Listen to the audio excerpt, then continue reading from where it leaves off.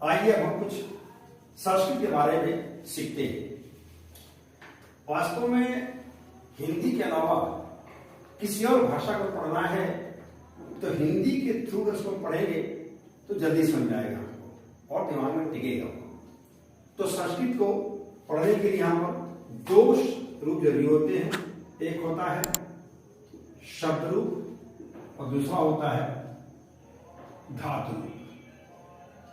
धातु रूप में सिर्फ सारी वर्ब्स आती हैं, यानी क्रियाएं आती हैं, उन्हीं के मूल रूप को हम धातु कहते हैं।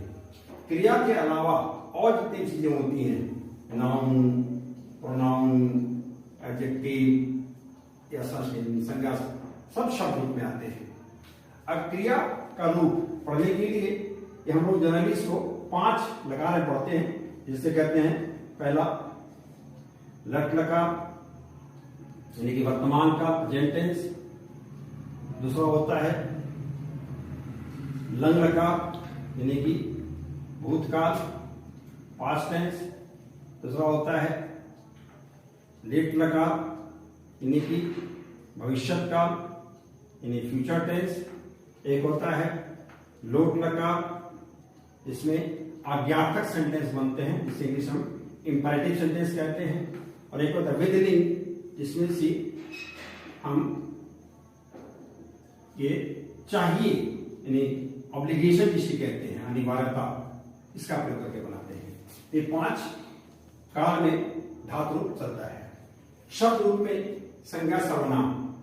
अब इसको पढ़ने से पहले हमें चीज समझनी पड़ेगी कि संज्ञा सर्वनाम में कितनी चीजों की जानकारी होनी चाहिए, जिसमें 3 चीज महत्वपूर्ण है। पहला वचन, दूसरा लिंग और तीसरा पुरुष। इसको हम लोग हिंदी के परिचय पढ़ चुके हैं। संस्कृत का अंतर है, संस्कृत में 3 वचन होते हैं, एक वचन, द्विवचन और बहुवचन। यह संस्कृत की अपनी एक विशेषता है, ऐसा किसी और भाषा में नहीं मिलता। बाकी सब में 2 ही वचन होते हैं, एक वचन बहुवचन। संस्कृत 3 वचन होते हैं, एक वचन, द्विवचन और बहुवचन। लिंग हिंदी में 2 होता है, इंग्लिश में 4 होते हैं, बट संस्कृत में लिंग 3 होते हैं। एक होता है पुल्लिंग जिसको मेल के लिए प्रयोग किया जाता है, पुरुषों के लिए। दूसरा होता है स्त्रीलिंग, इसका प्रयोग महिलाओं के लिए किया जाता है। और चौथा होता है नपुंसक लिंग। एक बात स्पष्ट होनी चाहिए, स्त्रीलिंग पुल्लिंग का प्रयोग या तो मनुष्यों के लिए होता है या कुछ केस में पशुओं के लिए होता है। इसके अलावा जितनी चीजें या तो मनुष्य और पशु नहीं है, पेड़ पौधे फूल पत्ती या निर्जीव है, उनका प्रयोग नपुंसक लिंग होता है। यहां कह सकते हैं कि फूल, फल, पत्ती, कुछ पशु पक्षी इसमें आ जाते हैं एक्सेट्रा। अब पुरुष हम लोग पढ़ चुके हैं, 3 पुरुष, first person, second person, third person. तो संस्कृत में अंतर है, समझ लीजिए। संस्कृत में इसको हम प्रथम पुरुष कहते हैं, जो इंग्लिश का थर्ड पर्सन होता है। इसमें क्या क्या आता है अभी बताते हैं। फिर मध्यम पुरुष, मध्यम पुरुष में तुम बताया गया, तुम, यू, योर, तुम, तुमको, तुम्हारा। और उत्तम पुरुष यानी इंग्लिश का फर्स्ट पर्सन, उत्तम पुरुष, इसमें आते हैं मैं, हम, हमको। अब देख लीजिए, मध्यम पुरुष में तुम, तुमको, तुम्हारा, और उत्तम पुरुष में मैं, मुझको, मेरा, हमको, हमारा। इनके अलावा जितने संज्ञा या सर्वनाम है सब प्रथम पुरुष में आते हैं। जैसे प्रथम पुरुष में लें तो सारी संज्ञाएं इसमें आएंगी, सारी संज्ञा प्रथम पुरुष में होती है। और सर्वनाम में जैसे वह, वे। अब वह 2 तरह का होता है, एक पुल्लिंग, एक स्त्रीलिंग। इसको पढ़ चुके हैं। इंग्लिश में इसको पुल्लिंग वाले को ही कहते हैं और स्त्रीलिंग वाले को शी कहते हैं। वे प्लूरल में इसका है, अर्थात दे। तो एक बार फिर से ब्रीफ कर दो। शब्द रूप के लिए 3 चीज जानना जरूरी है, वचन, लिंग और पुरुष। वचन संस्कृत में 3 होते हैं, एक वचन, द्विवचन बहुवचन। लिंग भी 3 होते हैं, पुल्लिंग, स्त्रीलिंग, नपुंसकलिंग। पुल्लिंग का मतलब पुरुषों के लिए, स्त्रीलिंग का मतलब स्त्रियों के लिए, इसमें विशेष रूप से मनुष्य और पशु आते हैं।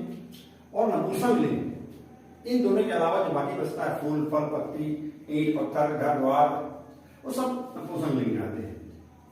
पुरुष, प्रथम पुरुष यानी कि इंग्लिश का थर्ड पर्सन, जिसमें सारी संज्ञाएं आती हैं, वह और वे आता है। वह के 2 रूप होते हैं, पुल्लिंग जिसे इंग्लिश में ही कहते हैं, और स्त्रीलिंग जिसे इंग्लिश में शी कहते हैं। ये दे बहुवचन है, जिसको हम लोग हिंदी में या संस्कृत में हिंदी में वे कहते हैं। अब मध्यम पुरुष, तुम का सारा रूप, तुमको, तुम्हारा, तुम लोग सब इसी में आएगा।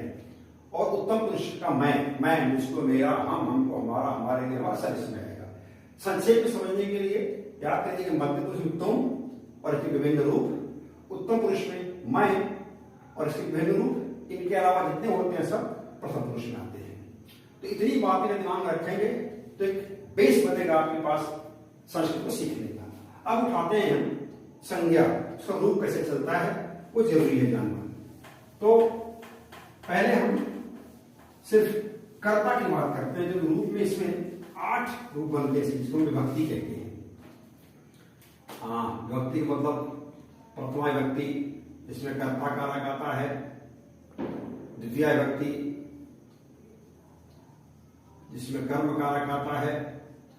तृतीय विभक्ति, जिसमें कर्ण कारक आता है। चतुर्थी विभक्ति, जिसमें संप्रदान कारक आता है। पंचमी विभक्ति, जिसमें अपादान कारक आता है। षष्ठी, जिसमें संबंध कारक आता है। सप्तमी विभक्ति, जिसमें अधिकरण कारक आता है। और अंत में होता है संबोधन, इसका भी कहते हैं यहाँ भी संबोधन ही कहते हैं इसको, अष्टमी नहीं होती है संबोधन। अब एक शब्द मैं देता हूं और उसका रूप दिखा रहा हूं आपको कैसे बनता है।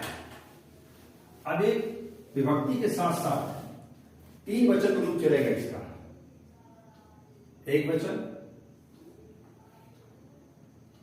द्विवचन और बहुवचन।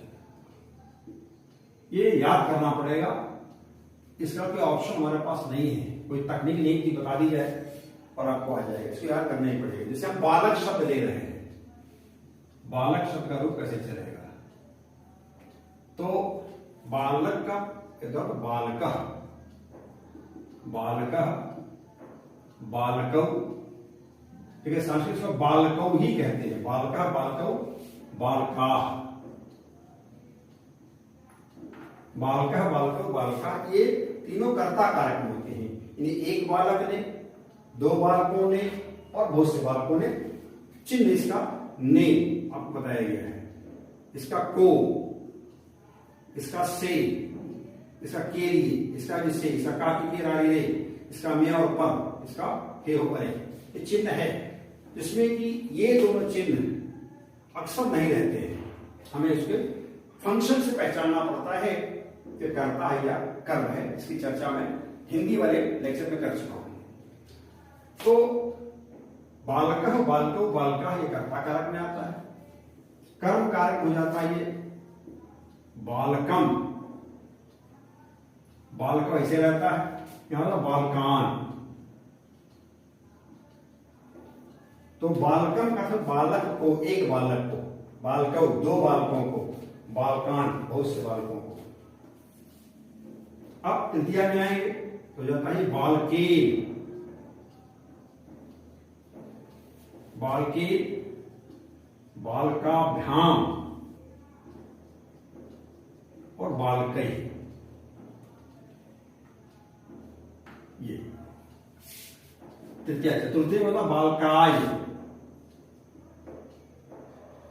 बालकाय, बालकाभ्याम, यहां होता बालकेभ्य, ये चतुर्थी हो गया समाधान कारक, बालकाय, बालकाभ्याम, बालकेभ्य। पंचमी में आप लग जाता, बालकात,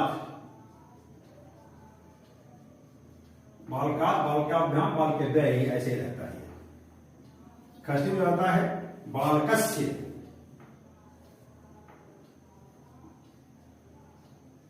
बालकस्य, बालकयोः और बालका नाम। बालकस्य, बालकयोः, बालका नाम। सप्तमी में होता बालके, बालके, बालकयोः, बालकेषु यहां हो जाता है। और सप्तमी में कोई कर्ता लिख देता है, हे बालक, यहां ध्यान दें मिश्रण नहीं रहेगा, हे बालका नहीं, हे बालक, हे बालकौ और हे बालका। यह है अकारांत। अकारांत का अर्थ, इसके अंतिम जो साउंड है वो अ में खत्म होगी। बालक कौ, अ छुपा है। तो जितने भी पुल्लिंग, अब ये बालक पुल्लिंग भी है, बड़ी गहनता है संस्कृत में, बट बड़ा रोचक भी है। तो बालक पुल्लिंग अकारांत। अब जितने पुल्लिंग अकारांत शब्द हैं उनका रूप ऐसे ही चलेगा। मैं एक बार पढ़ दे रहा हूं। बालका, बालको, बालका, बालकम, बालको, बालकान, बालकीन, बालकाभ्याम, बालकैः, बालकाय, बालकाभ्याम, बालकेभ्यः, बालकात्, बालकाभ्याम, बालकेभ्यः, बालकस्य, बालकयोः, बालकानां, बालकी, बालकयोः, बालकेषु, हे बालक, हे बालको, हे बालका। ये रूप ऐसे याद कर लेंगे, एक रूप याद कर लेंगे तो इसे बहुत रूप बना सकते हैं। थोड़ा सा सावधानी यहां रखनी पड़ती है। मैं भी दिखा रहा हूं आपको। जैसे अगर किसी शब्द में र आए या श आए, र और श दो अक्षर ध्यान दिए, तो यहां पर जहां जहां न लगा है उसमें अड़ा हो जाता है। जैसे अब बालक इसी के हिसाब से लेते हैं राम, मिला के देखिए, बालक पुल्लिंग है, रामा भी पुल्लिंग है। बालका के अंत में अ की साउंड आई है और रामा में भी अ की साउंड आई है। इसकी राम का रूप भी बालक रूप के जैसा ही चलेगा। एक अंतर हो जाएगा, इसमें जहां जहां न का प्रयोग किया गया है यहां पर ये अड़ा हो जाएगा। अब ये कैसे, बालक, बालको, बालका, तो राम, रामो, रामा, रामम, रामो, यहां रामान या रामायण हो जाएगी। बालके, रामेण, रामेण, रामाभ्याम, रामैः, रामाय, रामाभ्याम, रामेभ्यः, रामात्, रामाभ्याम, रामेभ्यः, रामस्य, रामयोः, रामाणाम हो जाएगा। रामे, रामयोः, रामेषु, हे राम, हे रामो, हे रामा। अब यहां बड़ी व्यवहारिक बात समझनी है कि राम चूंकि व्यक्तिवाचक संज्ञा है, इसका प्रयोग हम द्विवचन बहुवचन में नहीं कर सकते। लेकिन कहीं वहां कल्पना के लिए एक स्थान पर कई लड़के हैं और सबका नाम राम है, तो उस स्थिति का प्रयोग होता है, जनरली नहीं होता है। तो यह हो गया आपका पुल्लिंग अकारांत शब्द का शब्द। ये अब अर्थ समझना पड़ेगा। जैसे बालकेन, इसका प्रयोग से के अर्थ में करते हैं या द्वारा के अर्थ में करते हैं। जैसे कहना हो कि बालक के द्वारा, तो बालकेन हो जाएगा। इसका अर्थ के लिए के अर्थ में करते हैं, बालक के लिए, तो बालकाय हो जाएगा। बालक का, सही, बालकात अलग होने के अर्थ में, पदान का, बालक से दूर गया तो बालकात हो जाएगा। बालक का या बालक की, बालक के, तो बालक से हो जाएगा। बालके, बालक में या बालक पर, तो बालक हो जाएगा। ऐसे ही द्विवचन बहुवचन में भी इसका अर्थ निकाला जाएगा। तो ये बेसिक चीज आप याद कर लेंगे तो आगे की समझने में आसानी हो जाएगी। जैसे मैंने राम का रूप बताया, वैसे ही सह होता है, जिसको हम लोग समिक्स वह यानी कि ही, पुल्लिंग, ऐसे थोड़ा सा बदल जाता है इसका। यहाँ सह तव ते हो जाता है, सह तव ते, ताम ते ताम, ते ताभ्याम तै, ऐसे चलता है। तो थोड़ा अंतर है, लेकिन कुछ बेसिक अगर शब्द रूप याद कर लेंगे तो उससे अनेक शब्द रूप बनाने आपको सुविधा मिल जाएगी।